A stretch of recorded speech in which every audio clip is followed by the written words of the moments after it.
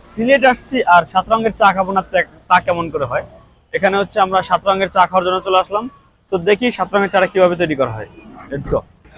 So viewers, আমরা চলে আসলাম red control রূপসী টি কেবিনে। এটা হচ্ছে দোকানের নাম। এখানেই মূলত 7 রঙের চা পাওয়া যায়। 7 রঙের চার দাম হচ্ছে 70 টাকা করে, আর দুধ চায়ের দাম হচ্ছে 20 টাকা করে। আমরা দুইটা 7 রঙের চা অর্ডার করলাম। তো দেখি, তারা বলছে 15 মিনিট সময় লাগবে। এখন হচ্ছে 15 মিনিট আমাদের অপেক্ষা করতে হবে। সবচেয়ে বড় কথা হচ্ছে, দেখেন পুরো রুমটা মোজো দিয়ে করা। যেহেতু মোজো কালার করা, এই জন্য একটু ভালো লাগতেছে, কারণ বাংলাদেশি ব্র্যান্ডকে এখন সবাই প্রমোট করতেছে। আর মোজো অল টাইম এখন ফিলিস্তাইনের পক্ষে আছে, ডোনেট করতেছে ওরা। সো দেখি, চা আসা পর্যন্ত অপেক্ষা করতেছি। ভাই 7 রঙের চার ভিতর মানে স্পেশালিটিটা কি? 7টা ফ্লেভার আলাদা? ফ্লেভার আলাদা। কি কি ফ্লেভার আছে এখানে?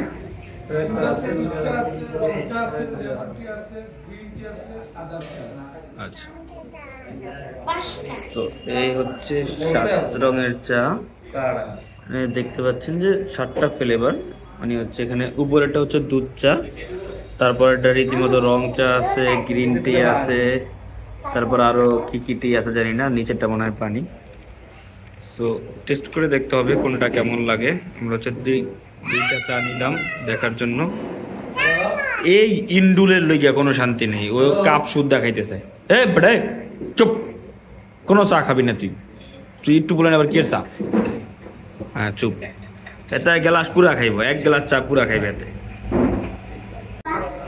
7 রঙের চা খাইলাম, তারপরে এখন আমার মনে হচ্ছে চিনি আর পানি ছাড়া কিছু ভালো একটু দুধের ফোটা কিছু পাইনি, আমার জলে গেছে। দেখতে ভালো লাগে, টেস্ট বলতে কিছুই নেই। দুধের দেখার সৌন্দর্য আর ফেসবুকে ছবি তোলার আপলোড করার একটা আনন্দ, এছাড়া কিছু নেই। বোধ হয়